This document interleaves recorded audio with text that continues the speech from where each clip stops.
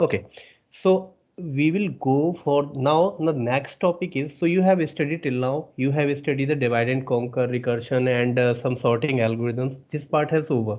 Now we will go for the greedy algorithms. So you know the word greedy. What is the means of greedy? Anyone can tell me, please? Hindi में बोल सकते हो. What is the means of greedy? Means of क्या sir?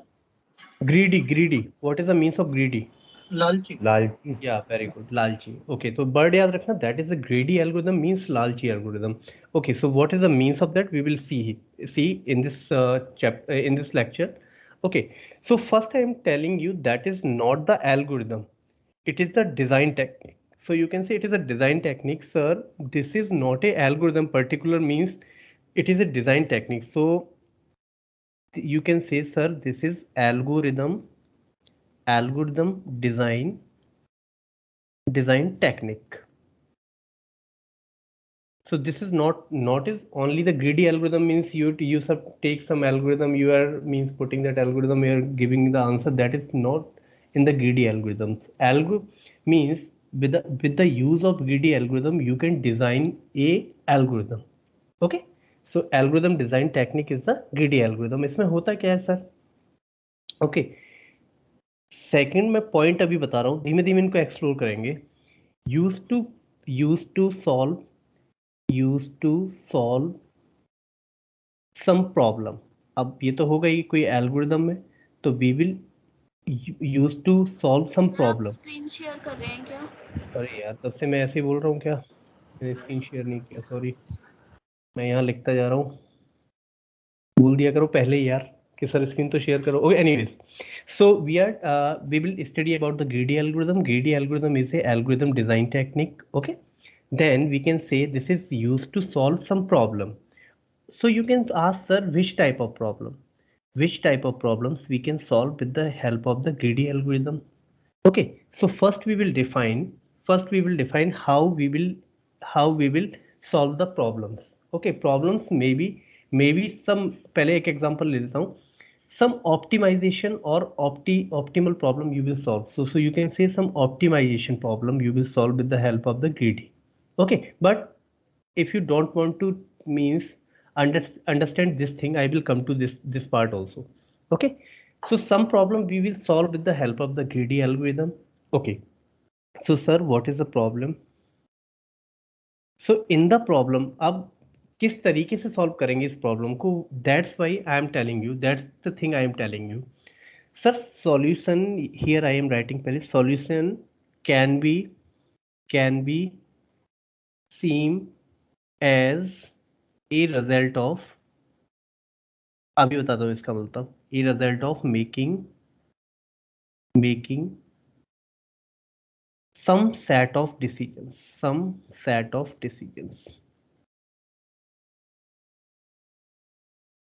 Okay, try to understand what is happening.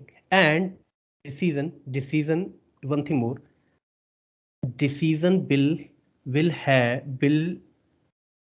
यहाँ पे fourth point लिख दे रहा हूँ, that decision will be take step by manner.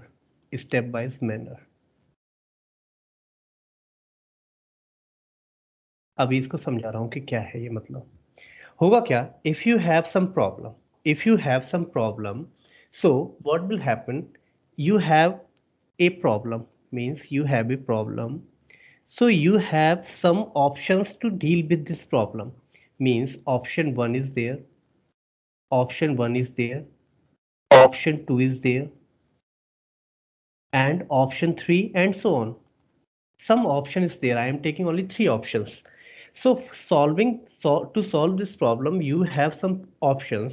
After that, when you will reach at this position, then you can say you can solve this problem with the option 1, you can solve this problem with the option 2, you can solve this problem with the option 3. Then you will go with the approach of greedy. Means we will greedily select, we will greedily greedily select the option. Okay, अब कहने का मतलब क्या है, greedily select का मतलब sir क्या होगा? ओके, सो यहाँ पे हम कह सकते हैं कि if I am solving some optimization problem, I am solving one optimization problem, to solve that optimization problem I have option 1, option 2 and option 3. So I will select a one option only on the basis of greediness. Greediness. Okay, अभी मैं इसका भी मतलब बताऊंगा, एक example लूंगा greediness क्या हो सकता है. On the basis of greediness, we will select a option which satisfies, you can write here, which satisfy the objective of the problem. Objective of the problem. शायद आपको कुछ चीज़ें अभी समझ में नहीं भी आ रही हो, तो डोंट वरी फॉर दैट. ठीक है, मेरे साथ बने रहो. मैं एक एक चीज़ आपको समझा दूंगा. तो फर्स्ट आप लोग अभी ग्रीडी देखो, greedy algorithm is not a particular algorithm, it is design technique, design algorithm, design technique. Okay, after that you can say, sir, with the help of greedy algorithm we solve some type of problem. In that problem what we will do, sir, we will, if we have is one problem, we have there are many options to deal with that problem, so we will take a decision on the basis of greediness. So we will say that is the greedy algorithm. And here I am writing the decision will be take with the help of, it will be the step wise manner, it will be the step wise manner. तो अभी मैं आपको ये भी समझाऊंगा what is the means of step wise manner. तो basically greedy algorithm में ये चीजें आपको करनी होती है. अब मैं यहाँ पे वर्ड यूज कर रहा हूँ ग्रीडीली. ग्रीडीली इसका मतलब क्या है, चलो एक छोटी सी प्रॉब्लम अगर यहाँ पे अगर मैं आपको समझा पाऊँ इस स्टेप पे. Okay, so I am taking one problem, तो आपको शायद समझ आए. एक सेकेंड, एंड क्वीन का ही ले लेता हूँ, या फिर चलो वेट, चलो अभी प्रॉब्लम नहीं लेता हूँ, पहले कुछ कंस्ट्रेंट आपको समझा देता हूँ. After that I will take a example. Okay, now some basic terminology will be used for solve the greedy algorithm. Basic terminology. आज का लेक्चर टोटली मीन्स ये समझ लो कि आपका ये लेक्चर केवल आपका बेसिक कंसेप्ट डेवलप करने के लिए है. इसमें कोर्स में आपका कुछ नहीं है, लेकिन ग्रीडी एल्गोरिथम को समझने के लिए कुछ वर्ड्स को या कुछ पर्टिकुलर टर्म्स को समझना जरूरी है. That is the part of this. तो ये हमें बहुत जरूरी है समझना. तो मैं कुछ बेसिक सर एक बार फर्स्ट स्लाइड दिखाना. हाँ बेटा, क्या कोई क्वेश्चन है क्या? नहीं सर, वो लिखना था. लिख लो. हाँ सर, हटा लो. ओके. तो second we will go for this term. So basic terminology में एक टर्मिनोलॉजी आपकी आ सकती है, that is one terminology is the problem statement. Most of the time हम लोग ये कहते हैं the problem statement. Okay, so problem statement आप लोग समझ रहे हो कि define the problem. You can say, मैं बेसिक टर्मिनोलॉजी को समझाने की कोशिश कर रहा हूँ, तो you can say sir problem state means define the problem.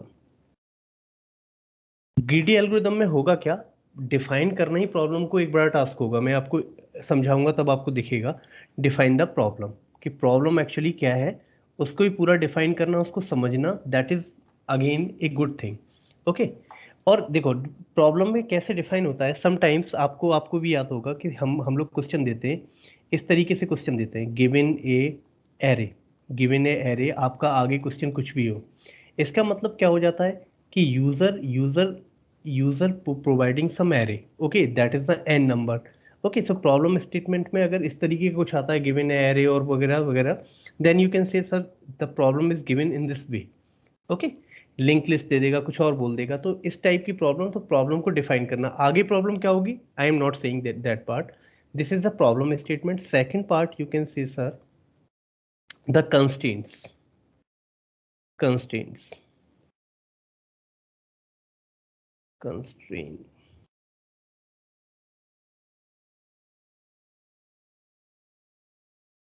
Okay, constraints क्या होते हैं बेटा? देखो, अब कहीं भी आपको क्वेश्चन में आप लोगों को याद होगा कि कोई एक, अगर ऑप्टिमाइजेशन किसी ने पढ़ रखा है, कि आपसे कभी कभी हम लोग ऐसे बोल देते हैं कि आपका एक्स स्क्वायर, मैं एक छोटा सा एग्जांपल लेता हूँ, X square Y is equal to X square is equal to 1. and y should be lie in between of 0 to 1. Okay, then find the answer of x. Okay, such that मैं यहाँ पे लिख दूँ such that y should be in between of 0 to 1.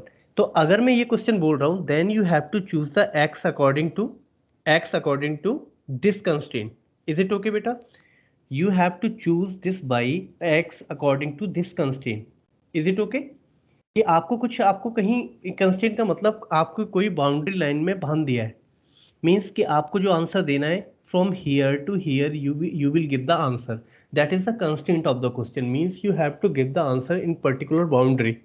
Okay, so you can say that is the part of the means that's the part of the constraint, or you can say the conditional requirement.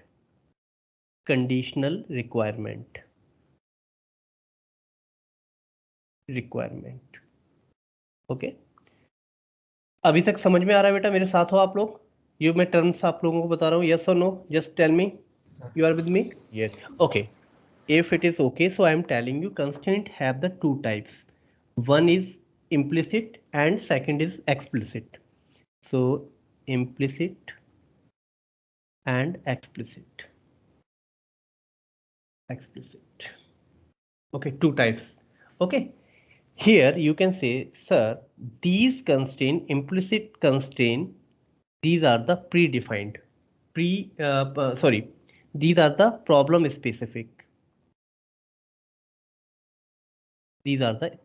specific.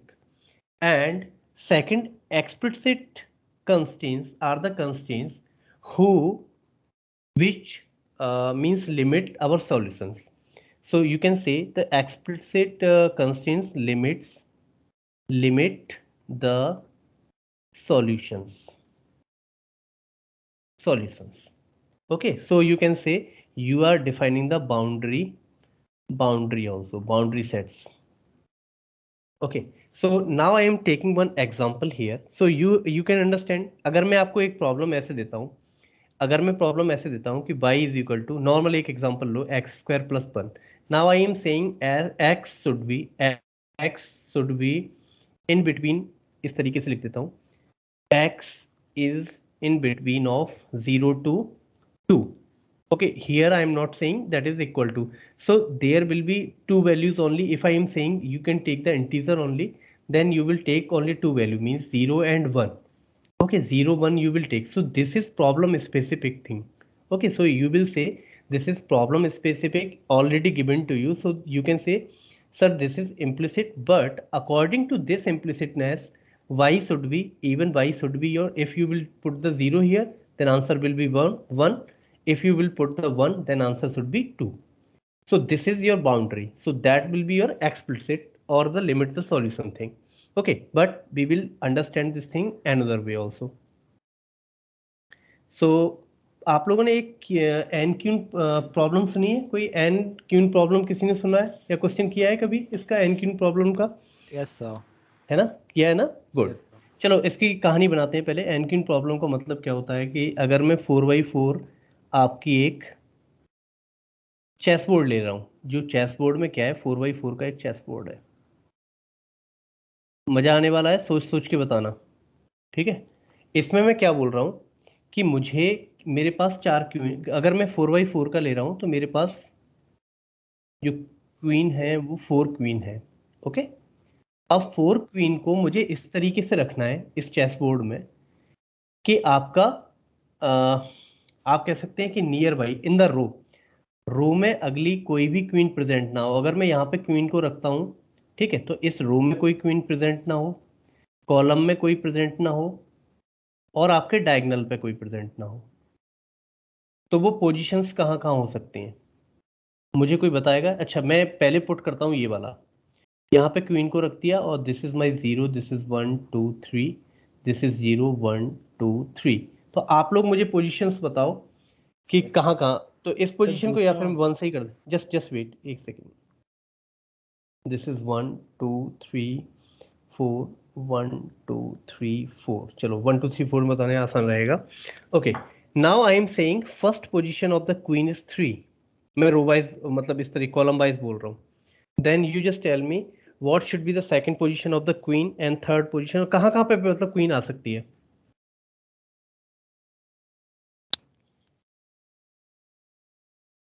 जल्दी से बताओ तो मैं बोलूंगा क्या क्या क्या आपको पता है। सर एक बार क्वेश्चन रिपीट सर करिए यहाँ क्या? पर आएगा हाँ क्वेश्चन, चलो मैं क्वेश्चन, हाँ तब तक आप लोग पोजीशन निकाल के रखो, मैं क्वेश्चन को थोड़ा सा लिख ही देता हूँ। तो यहाँ पे मैं इस तरीके से बोल रहा हूँ, that is the N queen problem, N queen problem, this is N queen problem, okay, and the problem is in, इस तरीके से लिखता हूँ, just wait, given N queen, queens and a n cross n chessboard, we need to place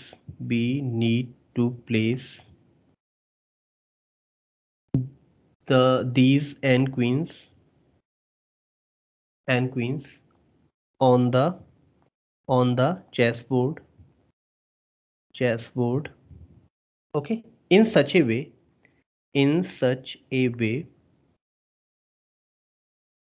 to, in such a way that uh, two queens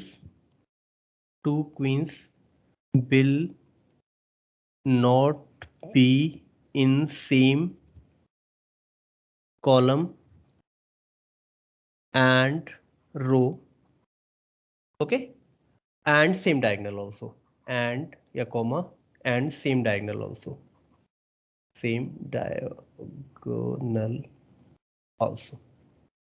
okay. So this is my problem. Now I am telling you. First, I have already tell you about the problem statement. So this part, given an NQ and a n cross n chessboard, we need to place a n queen on the chessboard. This is my problem. Means this is my problem statement. If I will divide the part, this is my problem statement. Okay, this is my problem statement. And you can say, sir, this part is associated with the problem, so we can say this is also the constraint, means under in this constraint we have to find the solution. Okay, so I have already written here in the implicit constraint, you can say this is problem specific, so this part is problem specific, so you can say, sir, this is my implicit constraint,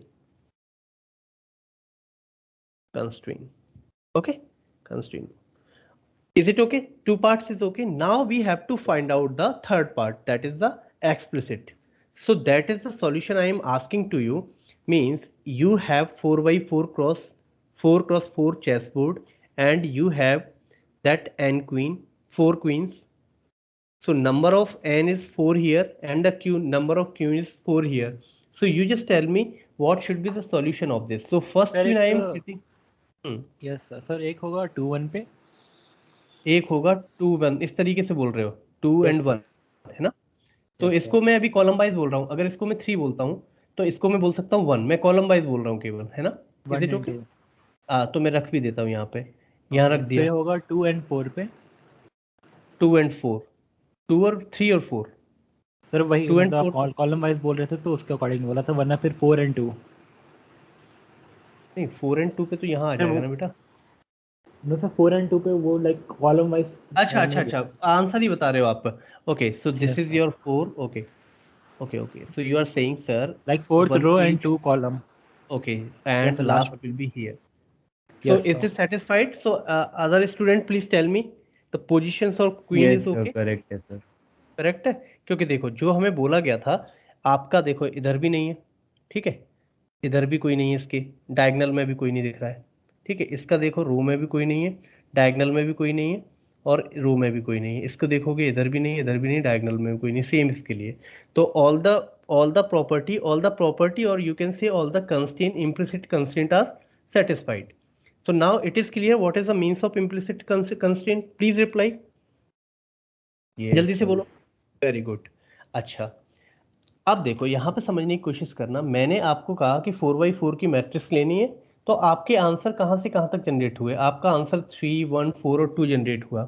अगर इसको मैं एक term बोल दूं, मैं represent कर दूं इसको, इस पोजीशन को, एक पोजीशन को एक्स आई से रिप्रेजेंट करूं, एक्स आई से रिप्रेजेंट करता हूं एक पोजीशन को, मींस आई के नंबर कुछ भी हो सकते हैं। तो आई का नंबर मुझे बताओ कहां से कहां तक आपका वेरी कर रहा है, आई का नंबर कहां से कहां तक वेरी कर रहा है, एक्स की वैल्यूज क्या क्या हो सकती हैं, जल्दी से बताओ। यहाँ बोल सकते हो सर एक्स की वैल्यू 1 भी हो सकती है, 2 भी हो सकती है, 3 भी हो सकती है, 4 भी हो सकती है। मैं इस टर्म में, कॉलम के टर्म में आपको आंसर दे रहा हूँ। तो यू कैन से सर ये मेरा जो एक्स आई होगा दैट विल बी 1 और 4 के बीच में, मीन्स 1 हो सकता है, 2 हो सकता है, 3 हो सकता है और 4 हो सकता है maximum. If I will say ये आपका मैट्रिक्स है और मैं कहूँ कि the answer is this, answer is this, is this possible, is this possible, yes और no? The answer, this No, answer is sir. possible for this? No ना, because 5 is present here. अगर 5 है तो सर इसकी position तो मैं कहाँ define कर दूंगा, कोई आंसर ये लिखता है तो 5 तो इसमें है ही नहीं, तो sir this answer is not possible. Okay, so you can से द ओके, ये तो मैंने एक एग्जांपल लिया। चलो सेकंड एग्जांपल में ये लेता हूँ मैं, 1 2 3 4 आप कहेंगे सर एक ही पोजीशन से, अभी मैं पोजीशन को चेंज कर देता हूँ। If I am putting same question I am taking, and after that I am saying I am putting here, I am putting one queen, okay, at this position, then what should be the answer, please tell me. So reply करो जल्दी से, दिमाग लगाओ, मजा आएगा। Sir first row के third column पे एक आएगा। यहाँ पे ठीक है, हाँ, और सर फोर्थ रो के सेकंड कॉलम में एक आएगा। यहाँ ठीक, यस सर, और थर्ड रो के फोर्थ कॉलम में। यहाँ जाएगा। ओके, तो एक बार चेक कर लेते हैं, ये इसके लिए, एंड डायगोनल में भी कोई नहीं है, ठीक है, ये डायगोनल में कोई नहीं है, ये डायगोनल में भी कोई नहीं है। Okay, all the properties satisfied, so everyone please reply. तो आपका आंसर यहाँ पे भी क्या जनरेट हुआ, अगर मैं इसको फर्स्ट क्वीन ये थी, सेकंड ये आपने यहाँ पे तो कुछ भी लिख सकते हो, 1 3 और 1 sorry 2 2 1 2 1 3 and 4। So again the answer is 2 1 3 4। सो अगर मैं पोजीशंस को एक्स बोल रहा हूँ तो अगेन आपका आंसर कहाँ से कहाँ तक जनरेट हुआ, 1 से लेके 4 तक जनरेट हुआ है, इज इट? आपका 1 से लेके 4th में जनरेट हो रहा है। So you can say sir because the answer 1 से लेके 4 तक ही जनरेट होगा, मीन्स हमारी बाउंड्री सेट हो गई है। तो you can say these are the explicit constraints, explicit constraints, इसके बीच में ही आंसर हमारा कुछ भी जनरेट होगा, that is explicit constraints. Is it okay बेटा? What is the difference between implicit and the explicit constraints, ये समझाने की कोशिश की है टर्मिनोलॉजी के टर्म में। क्लियर हो गए? जल्दी से बताओ। Very good. then we will go for one more terminology, that is our solution space, that is our solution space। Actually देखो, मैं तुम्हें साफ साफ बता रहा हूँ, कहीं भी लेक्चर ये लोगे ये टर्मिनोलॉजी यूज होंगी, बट आपको कोई पढ़ाएगा नहीं। एल्गोरिदम पढ़ रहे हो या फिर कुछ भी पढ़ रहे हो, नॉर्मली मान के चलते हैं कि ये सब आप जानते हो। मैं इसलिए पढ़ा रहा हूँ कि कहीं ये वर्ड अगर आपके आते हैं तो you can understand the thing. Okay, solution space क्या होगा? मैं 1 घंटा बर्बाद कर रहा हूँ, कोर्स से कोई मतलब नहीं है, ये आपके आगे भी काम आते रहेंगे, ये वर्ड्स अगर आएंगे कहीं भी। What is the means of solution space? कोई थोड़ा सा सोच के बता सकता है? कोई बता सकता है सोच के? सॉल्यूशन स्पेस क्या होना चाहिए? ओके चलो, all possible solutions, all possible solutions which satisfy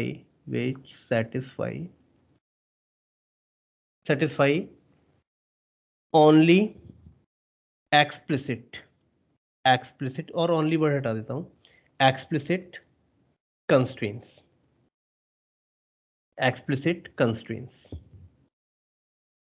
okay, all the solutions which satisfy the explicit constraints, that should be the that should be your answer, that should be the solution space। is it okay? अभी एक और example लूंगा, इससे नहीं, इससे ज्यादा clear नहीं होगा। I will take one more example, पर यहाँ पे अभी ये समझ लो, all the possible solution which satisfy the explicit constraints, that is the solution space. Second word आपका आता है यहाँ तक 1 2 3 क्या हो गया, 1 2 2 तक आ गया था, या 3 बोल देता हूँ।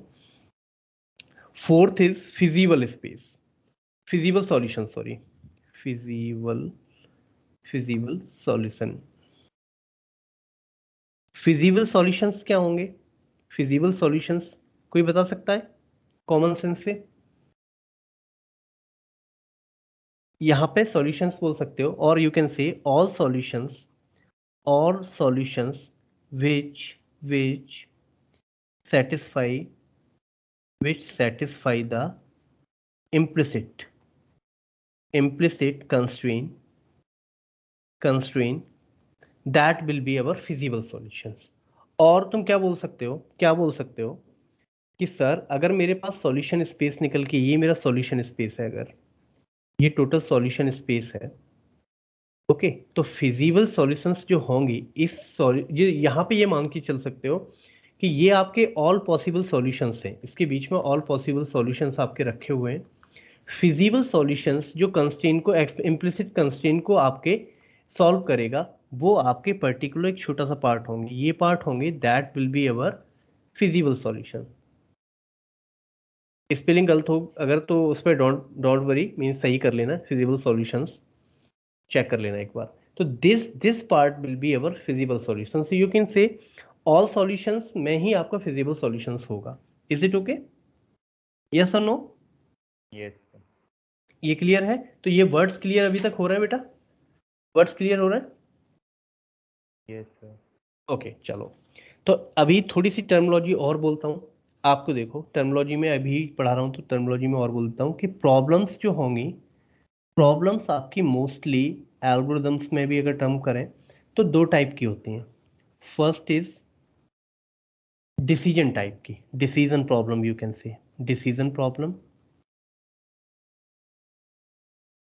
And second type is optimization problem.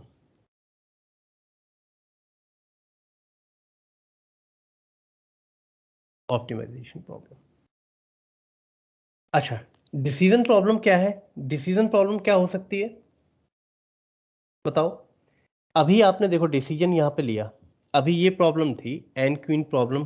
तो यहाँ पे हम लोग ऐसे बोलते हैं कि नॉन अटैकिंग पोजीशन पे क्वीन होनी चाहिए, जो हमने ये बताया कि रो कॉलम. और यहाँ पे हम लोग क्या करें, जो हमारे कंस्ट्रेंट थे उनके हिसाब से हम लोग क्या कर रहे थे कि डिसीजन ले रहे थे कि यहाँ हो सकती है, यहाँ हो सकती है, या नहीं हो सकती. We are taking the decision. Okay, so अगर आप कह सकते हो तो यहाँ पे ये इसका एग्जांपल अगर लेना चाहो तो you can say N queen problem जो है that is the part of decision problem, कि दैट इज द पार्ट. और इसका आंसर क्या आता है? देखो, एन जब भी हम डिसीजन लेते हैं, कोई प्रॉब्लम हमने लिया, अगर डिसीजन लेना है तो मोस्टली हमारा आंसर क्या होगा? या तो यस होगा, यहाँ पे आ सकती है क्वीन या नहीं आ सकती, तो यस. और इसका आंसर क्या हो सकता है? नो. आप सभी प्लेस चेक कर रहे हो, तो उसमें क्या हो सकता है? या तो you will find the position yes, और you will not find the position that is no. Is it okay?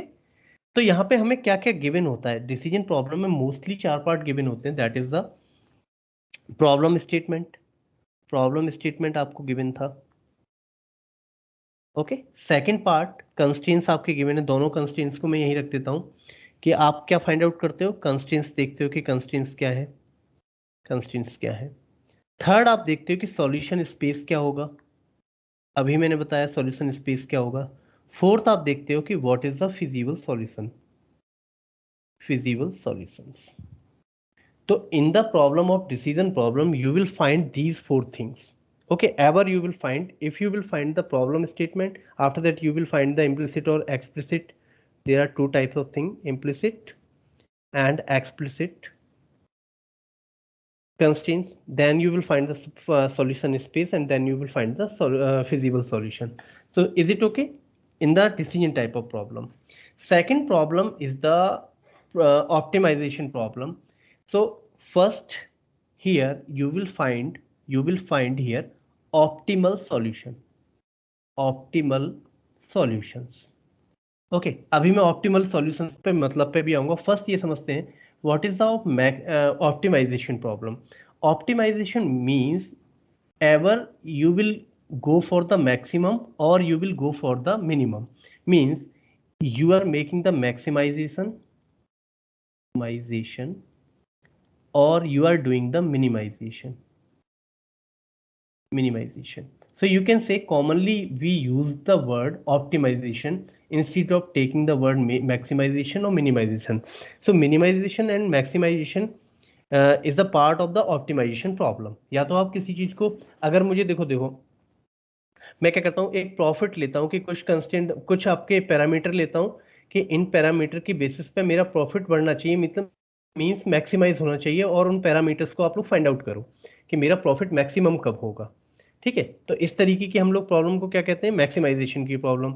और आपने सुनी होगी कुछ प्रॉब्लम की, एक शॉर्टेस्ट डिस्टेंस प्रॉब्लम या ग्राफ पढ़ा होगा कि यहाँ से यहाँ पे, या सर ये लॉ आपने ऑफ पढ़ा, मैक्सिमा और लॉ ऑफ मिनिमा वाला, और हाँ मिनिमा और मैक्सिमा आपने पढ़ा है। तो ऑप्टिमाइजेशन मैथ्स में जो पढ़ा यूके था।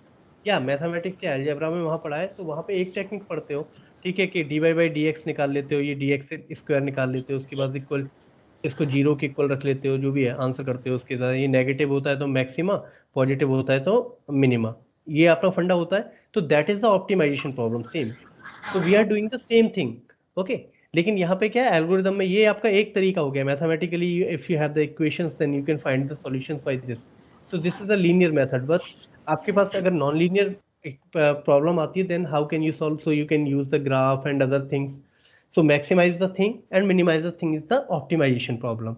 और वहां पे क्या करते हो, वहां पे देखो ये चारों चीजें तो आपकी इन्वॉल्व होंगी, already 4 things will be involve in the optimization problem, all 4 will be involved in that optimization problem.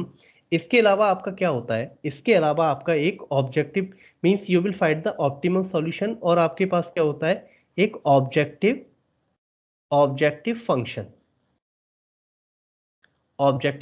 आपके पास होगा। ऑब्जेक्टिव फंक्शन भी आप लोग समझ सकते हो, जैसे मैं बोलता हूं, अगर नॉर्मल एक बोलूं x square plus 1, this is my objective such that I can say maximize this such that x should be belonging to 0 to 1, okay, x should be, तो आप क्या करोगे, dy by dx निकालोगे इसका, ठीक है, 2x आ जाएगा, 2x से आने के बाद इसको 0 के इक्वल रखोगे, x की वैल्यू 0 निकाल दोगे कि x is equal to 0. If it is lies in this domain, then you will say the feasible solution is present here, otherwise you will say there is no solution for this problem. ठीक है, तो हम लोग इस तरीके से solve कर सकते हैं। तो ये आपका क्या है, इस फंक्शन को आपको मिनिमाइज करना है, तो this is our objective function, okay. ये आपके कंस्ट्रेंट हो जाते हैं, अभी बताऊंगा। तो ये देखो प्रॉब्लम से अटैच्ड है, तो यू कैन से दिस इज द इम्प्लिसिट, और आंसर आपका ये आ रहा है, ठीक है, तो ये एक्सप्लिसिट कंस्ट्रेंट्स हो गए। Is it okay, everyone is clear? For this 4 terms will be there, after that two more thing is there, that is the optimal solution and the objective function also present in the optimization problem. Is it clear? Please reply Yes, जल्दी sir. से। Okay Yes, good. sir. तो कुछ terminology है, अभी शायद एक दो terminology अगर आपकी समझ में नहीं भी आ रही है तो डोंट वरी फॉर दैट, उसके लिए भी परेशान होने की जरूरत नहीं है, ठीक है। और अगर समझ में ना आए तो मैं एग्जांपल लेके बताऊं कि क्या एक एग्जांपल हो सकता है, समझ में आ रहा, चलो एक एग्जांपल और ले लेता हूँ। तो आपके चलो वो देखते हैं, या फिर मैं आपको एक पर्टिकुलर प्रॉब्लम का एक एग्जांपल लूँ तो ज़्यादा बेटर रहेगा। ओके चलो पहले एक जनरल तरीका आपको बता देता हूँ कि जनरल मेथड क्या है ग्रीडी प्रॉब्लम को सॉल्व करने का। So there is a general method to solve a greedy problem. ये आपकी एल्गोरिदम नहीं है, प्लीज डोंट, ये एक आइडिया लिख रहा हूँ मैं कि you can go with this way, okay, this is not the way, means कि आप लोग इसको समझो कि that is the algorithm, this is only the idea कि you can develop a method, by this you can solve a problem. So I can take this is greedy, मैं एक बार लिख देता हूँ फिर एक एक करके समझाता हूँ अपने टर्म में।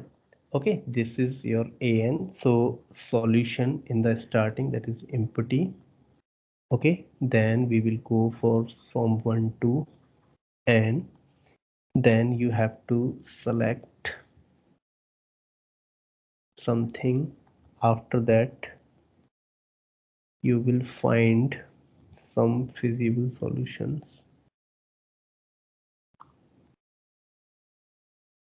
वन सेकेंड मैं एक बार लिख दूं तो फिर आपको फिजिबल देख लेना, स्पेलिंग में थोड़ा सा मिस्टेक हो सकता है, SI होता है क्या है, फिजिबल इधर आ जाएगा, FEVI,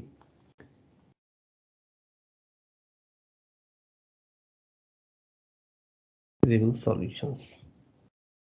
और ये फिजिबल सॉल्यूशंस जो होंगे that will be in terms of x, लिख लेता हूँ, अभी कुछ भी लिख देता हूँ आपको समझ में, लास्ट में इन सबको ऐड कर देता हूँ।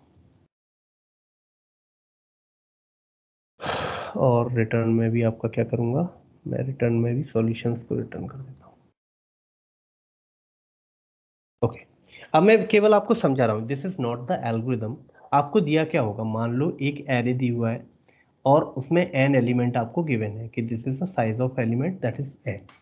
तो स्टार्टिंग में आपके पास क्या है कि आपको ये गिवन है, some array is given and some value of the size of array is given. Starting में you don't have any type of solutions, there is no solutions, so you can say sir, so this time at the first time you have null solution, so I am writing 5, so you have no solutions is there in the starting, no solutions is there. Okay, after that here I am writing the greedy algorithm will work for the n step, for the n step, that's why I am saying this is the stepwise. In the first slide I have told you that is this will work in the stepwise manner, so stepwise manner it will take the n steps.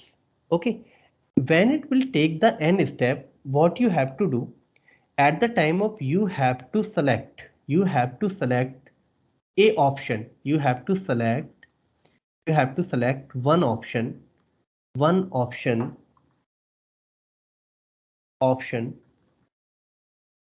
on the basis of greediness. You have to select the one option on the basis of greediness या greedily बोल देता हूँ. You have to select a one option on the basis of greedily.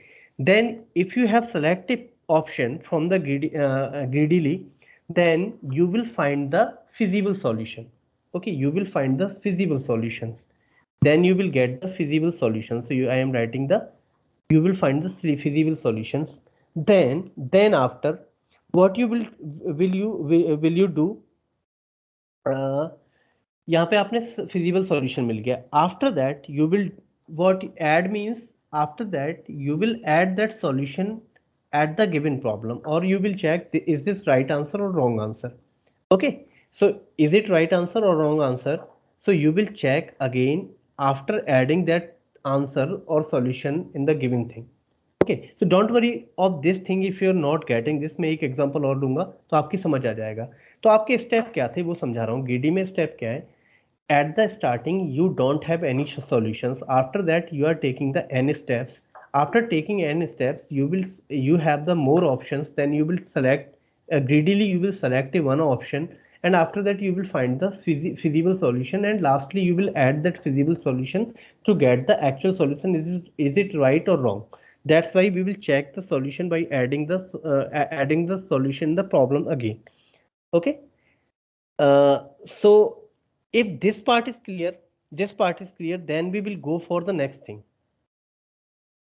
This part is clear कि step क्या क्या कर रहे हैं. तो मैंने एक आपको जनरल आइडिया लिखा है, इसको मैं आपको एग्जांपल लूंगा जब आपको ग्रेडिली आपको समझाऊंगा, तो you will understand what I am saying.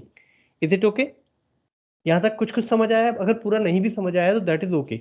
ये आपको अगर algorithm, if it is okay means आपको समझ आ गई तो वो कोई बात नहीं आई भी तब भी कोई बात नहीं, you will understand this part. अभी इतना बताओ, क्लियर है? थोड़ा पार्ट क्लियर है? यस और नो? Yes sir. बोल रहे हो कुछ? हाँ कुछ. ओके, तो कुछ अभी देखो मैं क्या बोल रहा है आपका, थोड़े से आपको मैंने टर्मिनोलॉजी से बताया, थोड़ा सा टर्मिनोलॉजी आपको समझाया कि what is the means of that, in terminology का आपका यूज होगा. चलो मैं स्टार्ट करता हूँ, एक नैपसैक प्रॉब्लम को स्टार्ट करता हूँ. चलो अभी नैपसैक नाम नहीं देता हूँ, एक मतलब जनरलाइज वे में आपको समझाने की कोशिश करता हूँ कि क्या हो रहा है, आप मुझे बताना कि क्या हो रहा है. ठीक, चलो मैं क्या करता हूँ, मेरे पास एक बैग है, ठीक, और इस बैग की कैपेसिटी जो है, कैपेसिटी मैं लिख देता हूँ, the capacity of this bag is 20 kg बोल देता हूँ, द 20 kg. तो अब आपको थोड़ी चीज़ें क्लियर होंगी, समझने की कोशिश करना कि सर क्या बोलना चाह रहा है. ठीक है, और मैं क्या बोल रहा हूँ कि इसकी 20 केजी कैपेसिटी है, और मैं एक आप कह सकते हो बिग बाजार में गया, मेरे पास 20 केजी का वो था, बैग था, और मुझे ऑब्जेक्ट है, मेरे पास ऑब्जेक्ट 1, ऑब्जेक्ट 2, ठीक है, ऑब्जेक्ट 3। ये ऑब्जेक्ट में मैं पैसों का हिसाब भी रखूंगा, तो मैं इधर प्रॉफिट लिख लेता हूँ, प्रॉफिट और वेट। अब आप समझने की कोशिश करना, एक ऑब्जेक्ट है 18 केजी का, और अगर इसे मैं खरीदता हूँ तो मेरे पास प्रॉफिट आता है 50%, 25%, या परसेंट मान लो या 25 यूनिट मान लो। ओके, सेकंड 15 किलो का है तो वो 24 मान लेता हूँ, इसको 24 का फायदा हो रहा है। और थर्ड है, अगर मैं 10 केजी लेता हूँ, और आपको क्या करना है कि ये बैग पूरा भरना है, ठीक है, ऐसा नहीं है कि बैग आप छोड़ दोगे, बैग पूरा भरना है, ठीक है। तो इसमें आपको फायदा हो रहा है 15 का, ठीक है। अब मुझे बताओ इस बैग को आप किस तरीके से भरोगे कि आपका प्रॉफिट मैक्सिमाइज हो जाए, प्रॉफिट आपका मैक्सिमाइज हो जाए, मैक्सिमाइज द प्रॉफिट। ओके, और देखो तो अब यहाँ पे क्या कहोगे, ये आपका क्या दे रखा है, ये कंस्ट्रेंट है कि 20 केजी ही ले सकते हो, ठीक है, और on the basis of that you have to maximize the profit. तो पहले आप लोग दिमाग लगाओ कि किस तरीके से भरना स्टार्ट कर सकते हो, कैसे ले सकते हो। कोई बच्चा बताए, ये तो कॉमन सेंस वाला क्वेश्चन है ना, तो यू कैन टेल मी।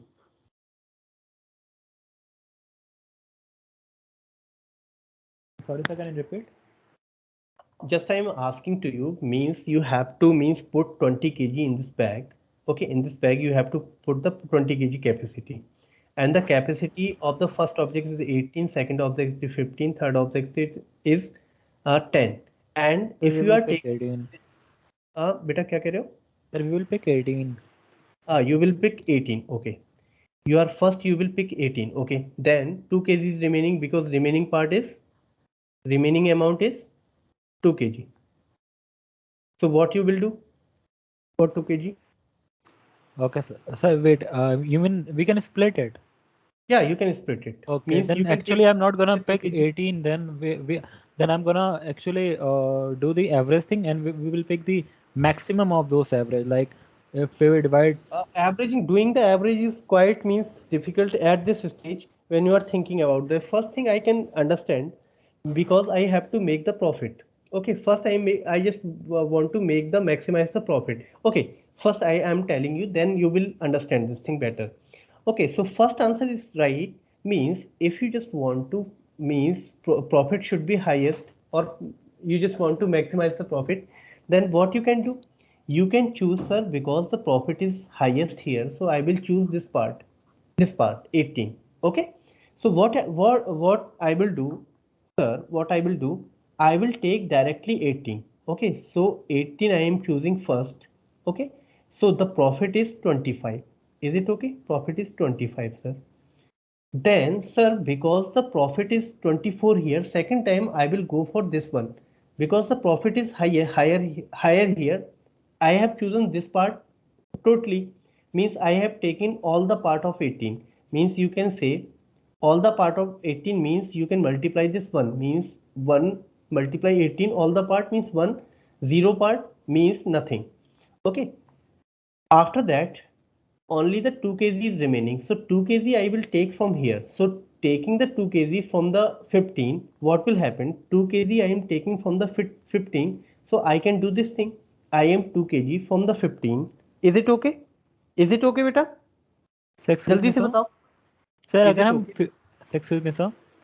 हाँ, 15 में Sir, से 2 पार्ट ले रहे हैं। सर एक्चुअली आई थिंक कि अगर हम 15 को पूरा ले लें एंड 18 में से जो बचा हुआ 5 है तो हमारा प्रॉफिट नहीं ज्यादा देखो, रहेगा। मैं नहीं, वो आपका आंसर सही हो सकता है। देखो मैं क्या समझाना चाहता हूँ वो समझो पहले। मैं क्या कह रहा हूँ, I am greedy about the profit. First मेरा ऑब्जर्वेशन ये है कि I am greedy about profit. तब मेरी सिचुएशन क्या हो रही है, मैं ये देख रहा हूँ, मैं ग्रीडी हो गया, ग्रीडी एल्गोरिथम पढ़ा रहा हूँ, तो आपके ऑप्शंस बहुत सारे हो सकते हैं, एक तुम बता रहे हो, एक मैं बता रहा हूँ। तो फर्स्ट मैं ग्रीडी अबाउट प्रॉफिट हूँ, मैं देखता हूँ कि जिसका प्रॉफिट ज़्यादा होगा उसको मैं उठा लेता हूँ। तो मैंने क्या किया, ये वाला पूरा पार्ट उठा लिया, तो 1 इंटू 18 कर दिया इसको। ठीक है, इसमें से मुझे सेकंड पार्ट चाहिए, 2 2 केजी चाहिए, केवल 2 केजी चाहिए। तो मैं क्या बोल रहा हूँ, मुझे 2 kg चाहिए 15 में से, तो 2/15 कर दे रहा हूँ, इतना पार्ट मुझे चाहिए, ठीक है। और मेरा इसमें प्रॉफिट कितना निकल के आएगा, मुझे एक्चुअली प्रॉफिट कैलकुलेट करना है। तो फर्स्ट में से मुझे टोटल पूरा पूरा आपका, अभी रुको, ये प्रॉफिट मुझे कैलकुलेट करना है, मींस फर्स्ट टाइम आपका प्रॉफिट आ गया 25। आप मल्टीप्लाई किससे करोगे, क्योंकि पूरा पार्ट आप ले रहे हो। ओके, यहाँ 1 पूरा पार्ट ले लिया, 18 भर दिया, तो you will multiply with 1। Okay, here you will multiply with 2/15, क्योंकि 2 kg आपने लिया है। जो भी आपका प्रॉफिट है, प्रॉफिट आपका 24 है, तो यू विल मल्टीप्लाई विथ 24। ये आपका प्रॉफिट हो जाएगा। This time it is the profit, क्योंकि आप ले रहे हो यहाँ पे 2 kg, 2 kg यहाँ पे ले रहे हो, 15 में से 2 kg ले रहे हो, तो आपको कितना कितना प्रॉफिट हुआ, 15 में से 2 kg ले रहे हो, तो फिर सर 2/15 3.2 आएगा। जो भी आंसर आ जाए, 3.2, चलो मैं लिख देता हूँ, 3.2 आ गया बेटा। और टोटल प्रॉफिट आपका कितना हो गया, total profit is this in this way, total profit जल्दी से बताओ, दोनों ऐड हो जाएंगे। 28.2। 28.2। ओके बेटा, चलो एक बार जब मैं ग्रीडी हुआ अबाउट प्रॉफिट, तो मेरा ये आंसर आया है। तो एक बच्चा ये भी तो सोच सकता है, सर मुझे प्रॉफिट को चलो मैं करता हूँ, मैं ग्रीडी अबाउट वेट हो जाता हूँ। ये सोच सकता है एक बच्चा कि सर इस बैग को भरना है, या मैं ऐसा करूं कि बड़े प्रॉफिट की एक चीज लूं तो फायदा ज्यादा है, या फिर छोटे छोटे प्रॉफिट की कई चीज ले लूं तो हो सकता है मुझे ज्यादा फायदा हो जाए। तो second time I can say greedy about wait. अगर ग्रीडी अबाउट वेट है, तो सबसे पहले वो क्या करता है, सबसे पहले क्या करता है, छोटे छोटे वेट्स की चीजें उठाना स्टार्ट करता है। तो फर्स्ट अगर मैं उठा लेता हूँ 10, सबसे कम प्रॉफिट भले ही इसमें है, सबसे कम वेट आपका किसमें था, यहाँ पे 10, तो मैं इसको पहले इसमें 10 kg डाल देता हूँ। तो मैंने फर्स्ट आपका डाल दिया 10 kg, 10 kg डाल दिया पूरा, तो मेरा प्रॉफिट कितना आया, जब 10 kg डाला पूरा फर्स्ट टाइम, 10 kg पूरा डाल दिया, तो प्रॉफिट आपका कितना है बेटा, जल्दी से बताओ। प्रॉफिट आपका है 15, तो मैं यहाँ पे 15 लिख लेता हूँ। सेकंड टाइम में अभी आपके पास क्या है, अभी आपके पास कितना बचा, 10 kg रिमेनिंग है, ये वाला पार्ट रिमेनिंग है ना, दिस पार्ट। तो मैं क्या करता हूँ, सेकंड में से क्या करता हूँ, 10 को उठा लेता हूँ, 10 पार्ट, तो इसका पार्ट कितना बन जाएगा, तो 15 में से 10 उठा रहा हूँ, तो प्रॉफिट आपका कितना हो जाएगा, 10 kg सेकंड पार्ट में से उठाया, और वहां कैपेसिटी कितनी थी 15 kg की, 15 में से 10 उठा रहे हो, मीन्स आपका क्या हो जाएगा, 15 में से 10 उठाया, तो 10/15 मल्टीप्लाई विद दिस थिंग, आपका प्रॉफिट कितना है, प्रॉफिट आपका कितना है यहाँ पे 24 था शायद, 24, तो वी विल मल्टीप्लाई विद 24। अब यहाँ पे आंसर कितना आएगा, 16 जल्दी से आया। बताओ कोई, कितना 16 बेटा, 16। 16, okay. Now you will add the profit. अब प्रॉफिट को, टोटल प्रॉफिट आपका कितना होगा बताओ, टोटल प्रॉफिट दोनों को ऐड करोगे, 31 हो रहा है सर। 31 हो रहा है। देखो अभी जब ग्रेडी अबाउट आप लोग थे लास्ट में, ग्रेडी अबाउट प्रॉफिट थे, तब आपका आया था 28.2, और जब ग्रेडी अबाउट आप हुए वेट, तो आपका आंसर कितना आ गया, टोटल प्रॉफिट आपका 31 आ गया, मीन्स ज्यादा आंसर आ गया। तो मैक्सिमाइज कर रहे हो, आपको प्रॉफिट को मैक्सिमाइज करना है, तो पिछले वाले से ये आंसर ज्यादा आ गया। तो चलो एक चीज और चेक कर लेते हैं। अभी हम एक जो शायद मुझे लगता है हर्ष बोल रहे थे कि sir what we can do, मैं ऐसा कर लेता हूं, मैं प्रॉफिट का पार्ट एक निकाल लेता हूं कि पर केजी, अगर मैं पर केजी के हिसाब से जाऊं, मैं कह सकता हूं कि सर मैं कुछ पार्ट लूंगा, मीन्स फर्स्ट में से कुछ, सेकंड में से कुछ, थर्ड में से, तो एवरेज करने की कुछ कोशिश करूंगा।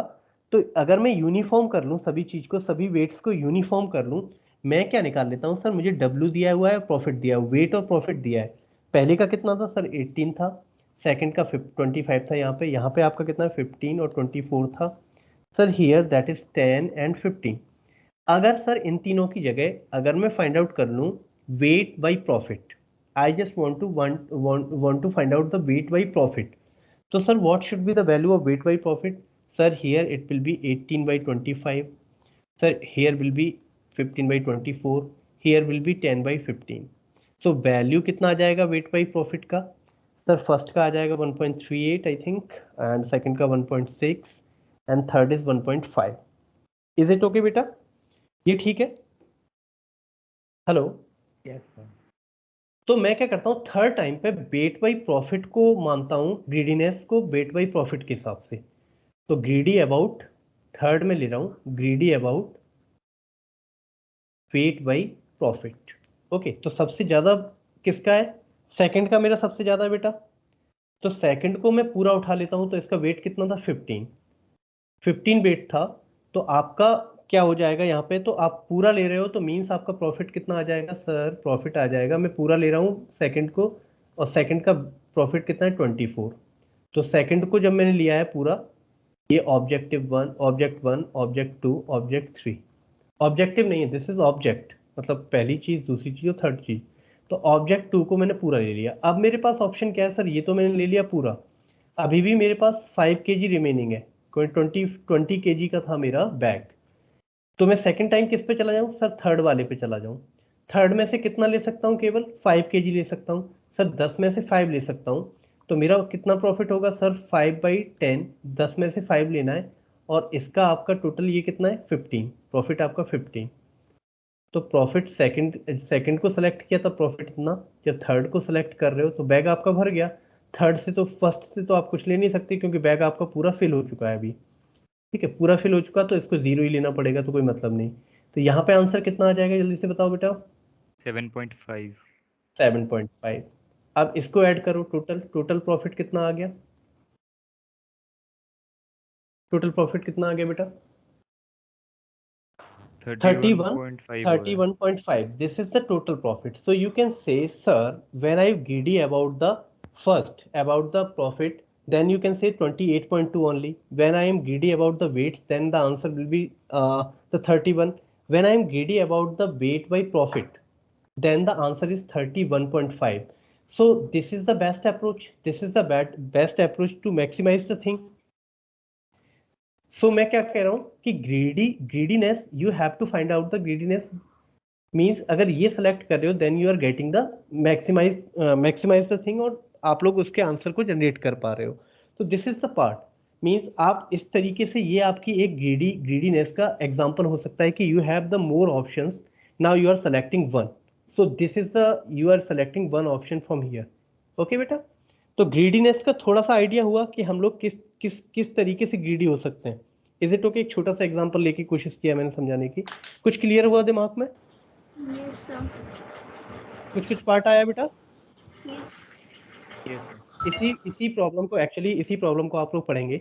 इस प्रॉब्लम को हम लोग नैपसैक प्रॉब्लम बोलते हैं, नैपसैक प्रॉब्लम।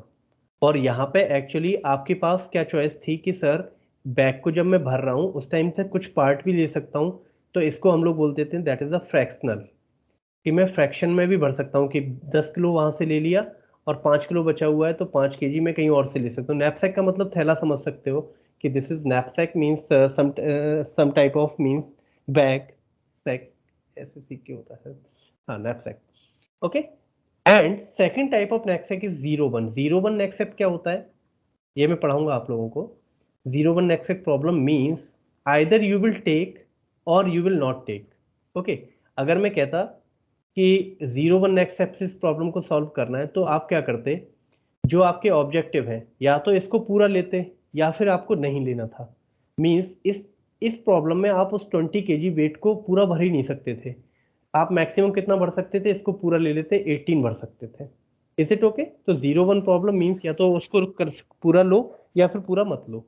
और यहाँ पे आप फ्रैक्शन में डिवाइड करके मीन्स, तो हम लोग फ्रैक्शन नैपसैक बोल देते हैं। चलो, प्रॉब्लम का नाम अलग है, दैट इज ओके, बट कहानी थोड़ी समझ में आई कि कैसे हम लोग इसको सॉल्व किया। इस क्वेश्चन को तीन तरीके से मैंने ग्रीडीनेस दिखाई आपको, कि आप पहले प्रॉफिट के लिए लालची हुए, फिर आप लालची हुए वेट के लिए, फिर आप लालची हुए कह सकते हैं वेट बाई प्रॉफिट पे। तो आपका आंसर कहाँ से जनरेट हुआ? Weight by profit. Is it okay? Yes sir. Okay, good. तो अभी मैं स्टॉपिंग रिकॉर्ड को, सॉरी, स्टॉप कर देता हूँ रिकॉर्डिंग भी।